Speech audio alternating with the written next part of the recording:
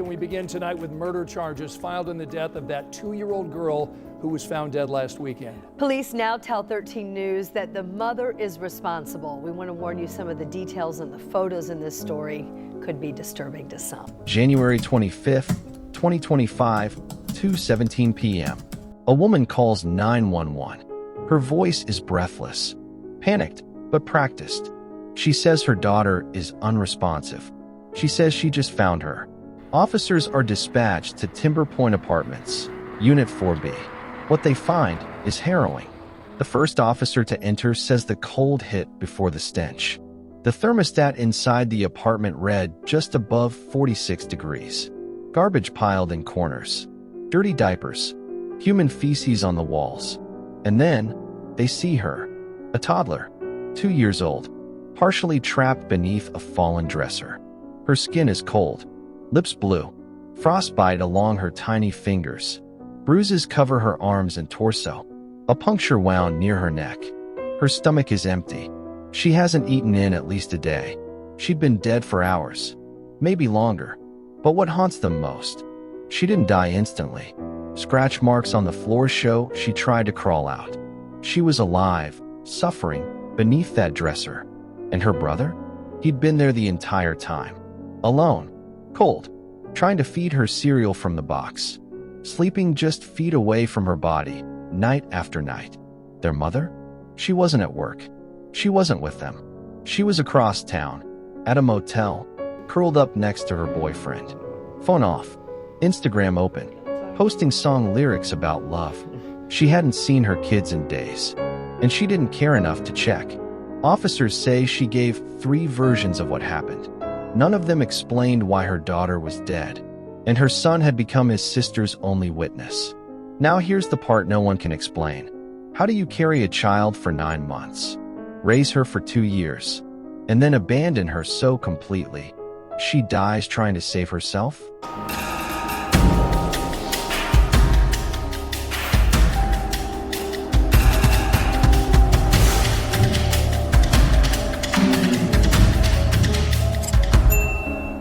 Skylar Gardner was 2 years old, too young to dress herself, too young to dial a phone, too young to understand why her mother kept leaving.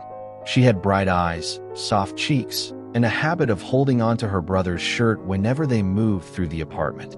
Her voice was quiet. She didn't talk much around strangers, but she laughed when he did. She followed him everywhere. Her brother, just a year older, had unknowingly become the leader, the caretaker. At 3 years old, he was the one who figured out how to get cereal out of the box. He was the one who watched the front door.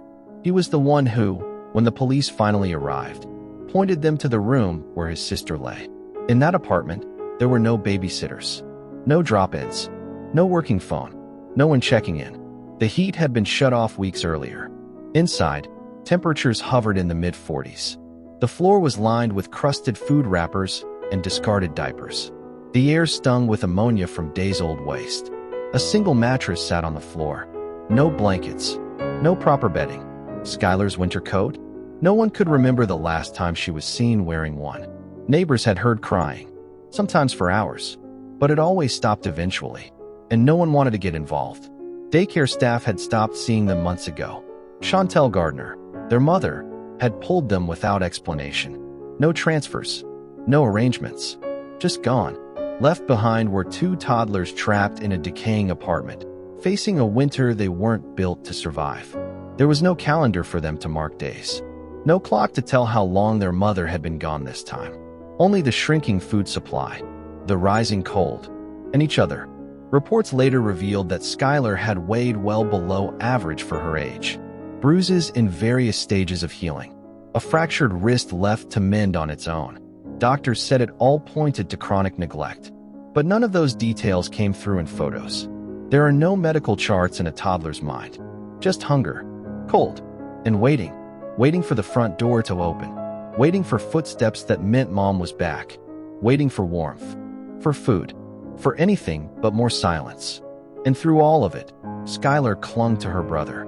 Because he was the only person in that apartment who ever stayed. Their mother, Chantel Gardner, had a name in the local music scene, but she never used Chantel on stage. She went by Chani B., 33 years old. Black knit beanie, nose ring, acoustic guitar slung low. She played smoky bars, open mics, small stages in the corners of coffee shops. Some said her voice reminded them of Tracy Chapman. Others said Erykah Badu on a hard week. She wasn't famous, but in Indianapolis, she had a following. Instagram showed her in her element. Eyes closed mid-verse. Studio lights in the background. She performed songs about struggle, about pushing through pain, about surviving betrayal. Every lyric came out raw, wounded, real. And her audience? They ate it up. Promoters booked her regularly at local venues like the Rusty Nail and the Basement. She had even been invited to open for a regional tour once. Didn't go, but told everyone she turned it down to stay grounded for her kids. That was the version of Chani B people saw. What you wouldn't see. Her kids. Her page had become a curated gallery of movement, momentum, and mood. But never motherhood. No pictures of Skylar. No birthday candles. No sticky fingers or school crafts. Instead, candlelit dinners. Shots of tequila. Hotel mirrors with cryptic captions. A red heart emoji over her boyfriend's tattooed arm. Backstage clips of her saying, "Living in my purpose." But across town, in apartment 4B, her real purpose was freezing and starving. Neighbors didn't know her as a singer. They knew her as the girl with the little kids who's barely home. Her co-workers at the Rusty Nail said she started slipping near the end of 2024, missing shifts, borrowing money, sometimes showing up late in the same clothes she'd worn the night before. One bartender said, "I asked her where her kids were once. She said, 'They're good. Don't worry about it.'" She changed the subject like I'd asked her age. But behind the voice, the filters, and the lyrics, Chantel was spiraling. According to police reports, her utilities had been shut off due to non-payment. She hadn't paid rent in weeks. She had pulled her children out of daycare with no plan in place. And yet, her social media presence didn't flinch. It was still all music, makeup, and hotel selfies. Still love quotes. Still little affirmations. Still lyrics about survival. All while her daughter was slowly dying of neglect. By October 2024, something had shifted. Neighbors at Timber Point Apartments stopped seeing Chantel Gardner with her kids. No more trips to the park. No more weekend stroller walks. Just her in and out. Less and less often. At first, it was subtle. A quick run to the store. A few hours here, an evening there. Most people didn't think twice. But those few hours became overnight stays. And overnight stays became something else entirely. Chantel wasn't just gone. She was disappearing. According to court documents and witness interviews, her pattern was disturbingly consistent. She'd vanish on a Friday evening. Her kids left behind with no babysitter, no heater, and barely any food. Then she'd reappear Sunday night. Or Monday morning. Sometimes later. She told neighbors she had a friend nearby. That she was staying just a few blocks away. That the kids were fine and could manage. But she wasn't staying nearby. She was across town. At a motel. With her boyfriend, Brian Thomas. She didn't bring the kids with her. She didn't check in with anyone. Sometimes, she didn't even bring her phone charger. Just turned the device off completely. What the kids got in return was less than the bare minimum. Sometimes she'd bring them fast food or snacks before leaving again. Sometimes she left nothing at all. Skylar was 2. Her brother? Barely old enough to open the refrigerator when it had anything inside. One maintenance worker recalled going inside the unit weeks before the tragedy, after a plumbing complaint. He said there were trash bags stacked in the kitchen, flies hovering near the sink, and barely any light. The little boy was trying to scoop cereal out of the box with his hands. Skylar was sitting on the floor, watching him, silent. The worker told her she needed to clean up or face eviction. Then he left. He didn't call anyone. Neighbors remembered hearing crying at night. Once, for nearly 2 hours straight. They assumed someone had come home eventually, because the crying would stop. No one imagined they were crying alone. By November, daycare staff flagged the kids' complete absence. There had been no withdrawal form, no transfer request, just silence.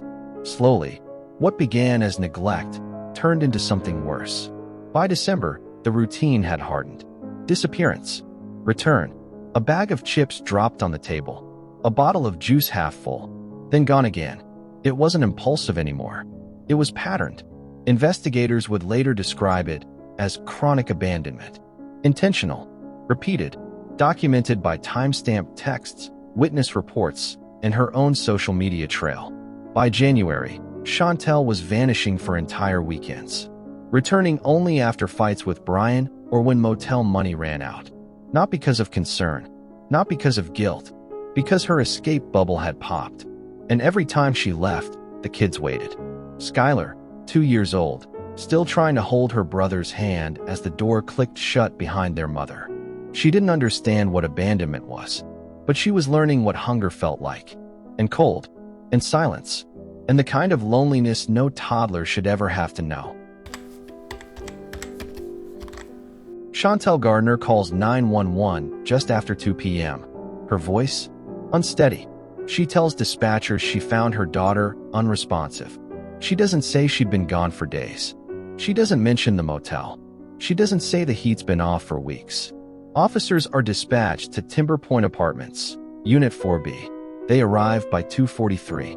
From the outside, nothing seems unusual. The building's quiet. Snow lining the curb. A woman waiting by the door. But the moment they open that apartment, the temperature drops. Literally. Inside, it's colder than expected, 46 degrees. No heat, just a suffocating stench. One officer would later describe it as rotting garbage layered with human waste, and something far worse beneath it. The apartment isn't just dirty. It's collapsing. Garbage bags stacked along the walls. Dirty diapers flattened into the carpet. Mold climbing the kitchen tiles. The sink clogged with foul-smelling water. The floor sticky underfoot. And in the middle of it all, a little boy, 3 years old. He's standing in the living room barefoot. Thin, shivering, wearing clothes that hadn't been changed in days. But what struck officers wasn't just his appearance. It was his silence. No panic, no crying, just wide eyes, watching them, as if he'd been waiting. He didn't speak. He simply turned and pointed down the hallway. The officers followed. The back bedroom door creaked open. The smell intensified. The air heavier, colder. And there, between the dresser and the mattress on the floor, was Skylar Gardner, lying still, her body partially pinned beneath a fallen six-drawer chest. The drawers were empty, the frame unstable, missing screws and any kind of safety bracket. Skylar wasn't moving. One arm was stretched out, her legs stiff, her skin pale and mottled, her lips blue, frostbite visible on her fingers and toes. The room so cold that officers could see their breath. They radioed for medics immediately, child down. Not breathing, but they already knew. Skylar was gone. Later, the medical examiner would confirm it. She had been dead for several hours, maybe longer. There were multiple bruises on her arms and torso, a partially healed fracture in her wrist, a puncture wound near her neck, signs of malnutrition. Her body temperature measured just 52 degrees Fahrenheit. She hadn't eaten in at least 24 hours. Her stomach was empty, but the worst detail came from the scratch marks. Faint, but present, near the dresser's base and along the floorboards. Skylar had tried to move. She had tried to crawl out. She was alive when that dresser fell. Alive, alone, and slowly freezing to death on a mattress that smelled of rot. And her brother? He had been with her. Shivering, confused, dazed. He hovered near the doorway, eyes scanning the scene. He didn't cry when they found her. He didn't scream. He just stood there, watching, as if he couldn't understand what had changed, only that it had. He didn't know she was gone forever, only that she had stopped moving. No child should ever become a witness to death, especially not like this. Within hours of Skylar's body being discovered, Chantel Gardner was being questioned. Her daughter was dead. Her son had been living in filth, and officers needed answers. Chantel claimed to be shaken. She rubbed her hands, fidgeted, cried in bursts. But the story she gave? It didn't add up. Not the first one, not the second, not even the third. According to the police report, Chantel initially told detectives that she'd only stepped out for a little while, less than an hour. She said she had been home earlier that day, cooking dinner, claimed she had called for her kids to eat. Her son had come, but Skylar hadn't responded.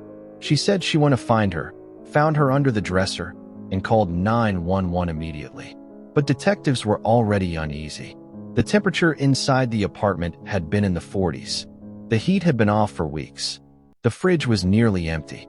The smell wasn't from hours of neglect, it was from days. They pressed her further, asked again when she'd last seen Skylar alive. She hesitated. Then the story shifted. Chantel said she had left the apartment that morning, maybe around 9 a.m. She said she'd gone to clear her head, claimed she was overwhelmed, needed to get out. She said she didn't think it was a big deal. She expected the kids to be fine for a few hours. Still not the truth. Officers pulled her phone records, and what they found painted a very different picture. Chantel hadn't been home that morning. She hadn't been home the night before, or the night before that. For nearly 3 full days, her phone had been pinging from across town, at a motel where she had been staying with her boyfriend, Brian Thomas. Even worse, her phone had been manually turned off during long stretches of that time. No calls, no texts, no way for anyone to reach her. And when questioned about that, she adjusted the story again. Chantel eventually admitted she had been gone for longer than she first claimed. She now told detectives she had left the kids 2 or 3 days earlier, but insisted she'd been checking in. She said she had stopped by to bring them food. She said she thought they were okay. She said they'd been alone before, and they knew how to handle it. At that point, detectives asked her directly, "When was the last time you actually laid eyes on your daughter alive?" She couldn't answer. The timeline had already fallen apart. But more than that, the tone had changed. Her earlier panic? Replaced with deflection. She started blaming stress. Said she had been going through a lot. Mentioned financial trouble. A strained relationship. At one point, she even said, "I just needed a break. I didn't think it'd be like this." But this wasn't a surprise. She had walked away from 2 toddlers. No babysitter. No heat. No food. She'd left them in a freezing, garbage-filled apartment with no working phone and vanished. Police noted that her emotions in the interview were inconsistent. 1 minute crying. The next, calm, detached, distracted. She asked what would happen next. Asked if she could speak to Brian. To detectives, it was clear. She wasn't grieving. She was maneuvering. Brian Thomas was 39 years old. No criminal record. No history of violence. On paper, he wasn't the threat. But that didn't make him harmless. He was the man Chantel ran to when she needed space. The one she texted when her apartment felt like too much. The one she stayed with, night after night, while her kids sat alone, waiting for a door that never opened. Chantel had spent the last 3 nights in his motel room. Phone off. Disconnected.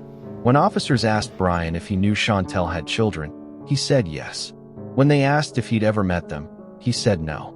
And when they asked if he knew she left them alone, he hesitated. She said they were fine. I thought she was checking in. But investigators weren't relying on his memory. They had the texts. Dozens of messages between Brian and Chantel painted a different picture. She told him outright, "I'm not going back tonight. They've got food." Another message, sent just days before Skylar's death. "They know the routine. I just need sleep." His reply? "Okay, just check in tomorrow. Don't post too much." When Chantel finally discovered Skylar unresponsive and called 911, she messaged Brian again.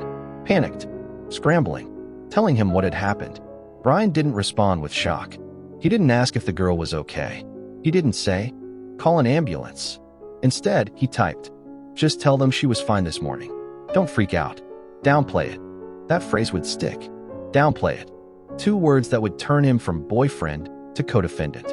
When questioned, Brian told police he had no idea how bad things were. That he never stepped foot in the apartment. That he thought Chantel was just venting. But prosecutors weren't convinced. This wasn't about a man who was lied to. This was about a man who didn't want to ask questions. Who didn't want to know more than he had to. Who saw the red flags and looked the other way. He never called the police. Never offered to help. Never even asked to meet the children he knew were alone. According to his own text history, he discouraged Chantel from being honest. He knew she wasn't just overwhelmed, she was checked out. One detective later said, "We don't believe Brian Thomas killed anyone, but he helped her disappear from the responsibility of being a mother. He gave her an exit, a bed to sleep in, a reason not to go home. And when it came crashing down, when Skylar was found cold and lifeless on that apartment floor. He told her to stay calm, to fix the story, to lie. The autopsy on Skylar Gardner's body was completed in the days following her death. It didn't just confirm what investigators already feared, it revealed something worse. Skylar didn't just freeze to death. She died slowly, weakened by starvation, injured, and alone. The official cause of death? Hypothermia. But that's only the surface. Because what the coroner documented in that report told a story far more graphic and far more devastating than exposure to cold.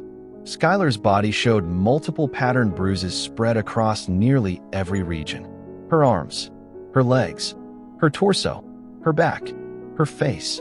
There was noticeable bruising around her right eye, a dark, swollen ring that had already begun to fade, evidence of an older injury, the type that takes days, even weeks, to heal. There were clusters of bite marks on her back and under her left arm, individually spaced, deep. Some were old and faded, others were fresh. She had a puncture wound on her neck, just beneath the jawline, the kind that made early responders suspect something fishy. But the coroner determined that injury came after death. It wasn't inflicted by a weapon. It was likely the work of rodents. Yes, rodents. In the silence of that unheated, trash-filled apartment, while Skylar's brother wandered alone, something else had crept in.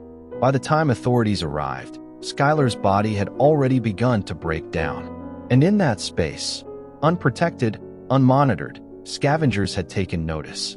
The coroner described injuries to Skylar's lower inner lip, consistent with blunt internal trauma, likely from impact or possibly from biting down during extreme cold and pain. Skylar suffered. And then there was the most chilling discovery: the dresser. The coroner confirmed that the weight of the fallen dresser contributed to her death, but it wasn't what killed her. It accelerated the inevitable. Skylar had likely survived the collapse. She had been trapped, pinned under the unstable frame, and she had been alive for some time after it happened. There were scratch marks on the wooden floor, just beside her body, tiny clawing impressions made by tiny fingers.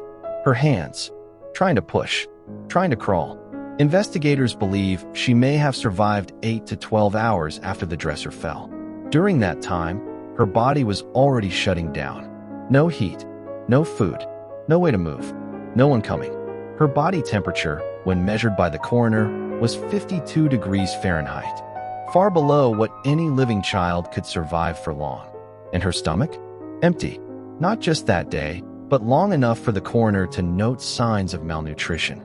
Her body weight was well below average for a child her age. Her muscles underdeveloped. Her growth stunted. In medical terms, she was wasting. In human terms, she was starving. Skylar Gardner didn't die in her sleep. She didn't die peacefully, and she didn't die instantly. She died trying to stay alive. She died waiting, trapped, cold, in pain, with no mother, no help, no rescue. And even in death, the environment continued to betray her. Rodent activity, decay, evidence of continued exposure to unsanitary conditions, even post-mortem. The coroner's report was blunt. It described the trauma, the neglect, the injuries. But what stood out, what even veteran detectives couldn't forget, were the lines that described what didn't happen. No intervention, no warmth, no adult presence. Skylar's body told the truth. A truth that no social media post, no love song lyric, no late-stage explanation from her mother could undo. She may have been alive for hours, trying to crawl out, trying to hold on, and she was just 2 years old. The autopsy report was now in their hands. It wasn't speculation anymore. It was a timeline of suffering, and it forced police to bring Skylar Gardner and Brian Thomas back in for a second, deeper round of questioning. This time, there would be no benefit of the doubt. Brian Thomas went first. He told detectives that on January 25th, Skylar had been staying with him. He said she left his place that afternoon, like normal. No urgency, no red flags. But then, an hour or so later, his phone rang. Skylar was screaming, hysterical, told him to come to her apartment, fast. When he got there, she didn't meet him at the door. She didn't invite him in. She was already waiting in the hallway, outside the unit, crying, shaking. Brian claimed he didn't know the condition of the apartment. He said he never walked inside. He didn't ask to see the kids. He didn't even know, he claimed, what he was walking into. Detectives asked him why he didn't tell them any of this in his first interview. That's when Brian admitted he lied. Why? Because he wanted to protect Chantel. He said she had been sleeping over at his place 4 to 5 nights a week, sometimes more. That she'd occasionally bring the kids, but most of the time, she didn't. And when she did, it was only for a day, at most. He told them the last time he saw Skylar alive was December 27th, his birthday. That meant nearly a month passed before her death, with no contact, no check-ins, and no sign she was safe. When asked how he could live with that, Brian said, "I trusted she was checking on them. I figured they were okay." But trust wasn't enough anymore. Detectives turned their attention back to Skylar Gardner. They asked her about Skylar's injuries, the bruises, the swelling, the bite marks. She denied everything. She said she never hit Skylar, never hurt her, never abused her son either. She told them she was guilty of leaving them home alone, yes, but not of physically or sexually assaulting either of her children. When pressed, she gave more details. She said the last time she had bathed the kids was maybe a week ago, or 2. She said when she would come home to check on them, and if she found them dirty, she would clean them up. She admitted seeing feces on their hands and feet. She admitted noticing that Skylar's diaper area was red and swollen. Her explanation? She said it was likely from sitting in the same pamper for too long. Not abuse, just neglect. She didn't deny that they had been left alone. She didn't deny that she was gone for days at a time. What she denied was intention. "I didn't mean for her to die," she said. "I was just tired. I didn't know how bad it had gotten." But investigators weren't moved by the disclaimers. She had told them she was overwhelmed, but her phone had been deliberately turned off. She had said she checked in, but her son told them he hadn't seen her for days. She said she hadn't noticed Skylar was that sick. But medical records showed signs of long-term malnutrition, a healing wrist fracture, and injuries dating back weeks. She said she didn't harm her children, but Skylar was dead, her body covered in marks, her diaper soaked through, her stomach empty, her hands scarred from trying to escape. And the boy? He was alive. Barely. He had been living in filth, sleeping near his sister's body, eating cereal out of the box with his hands. He wasn't rescued. He survived. Everything about their home, the smells, the temperature, the condition of the children, told a story far louder than the one Chantel tried to sell. And now, for investigators, that story had become clear. Before Skylar died, there were signs. They weren't loud. They weren't explosive. But they were there. Neighbors heard crying. Not once. Not twice. Multiple people in the building reported hearing the kids, especially at night. Sometimes for hours. One woman said she heard banging and whimpering through the thin apartment walls. But then the sound would stop, and she'd tell herself it was handled. She never called. A friend of Chantel's stopped by in early January, unannounced. She said she found the children alone, no adult in sight. The apartment was freezing. She noticed bruises. Skylar looked exhausted. Her clothes were soiled. That friend confronted Chantel later, but instead of answering, Chantel blocked her number. The friend never followed up. Daycare workers hadn't seen the children since October. There were no withdrawal forms. No official explanation. Just silence. Skylar and her brother vanished from routine, from structure, from anyone keeping count. In December, the apartment's maintenance supervisor entered Unit 4B. He was responding to a leaking sink. He later told investigators the unit was in horrible shape. Rotten food. Trash bags bursting at the seams. Flies near the drain. The supervisor told Chantel she needed to clean up or face eviction. But that was it. He left. Never followed up. Never called child services. Not one report was filed. No welfare check. No anonymous tip. Just missed chances. One after another. It wasn't one person who failed Skylar. It wasn't one missed call. It was dozens of tiny silences, each one adding weight, until it buried her. On January 25th, 2025, the same day Skylar's body was found beneath that fallen dresser, Skylar Gardner was arrested. But it wasn't until January 30th, 2025 that she was formally charged. The charges? Murder, neglect of a dependent resulting in serious bodily injury, child endangerment. At 33 years old, Chantel was no longer Chani B, the rising local musician. She was now the mother accused of abandoning her children in an apartment so cold, so filthy, so silent, that one died under the weight of it, and the other barely survived. Brian Thomas also was arrested on January 30th, 2025. The man who once said, "I didn't know what was happening," was now facing 2 felony counts of assisting a criminal. The state didn't see protection. They saw obstruction. And now, prosecutors are preparing to make their case. Chantel's defense pointed fingers at stress, poverty, trauma, even systemic failure. They argued she had been overwhelmed, that the system never stepped in, that she wasn't a monster, just a mother who cracked.